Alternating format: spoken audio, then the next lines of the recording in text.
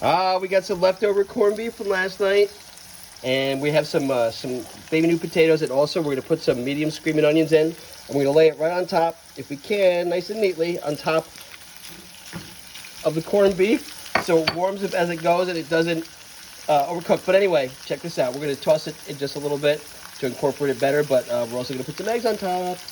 Ta-da!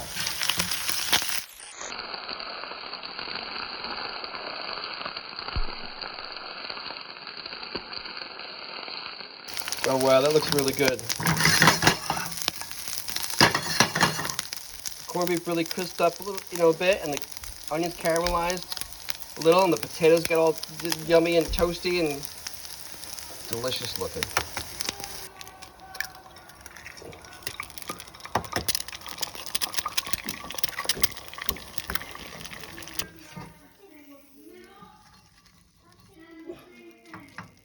Oh, that's great.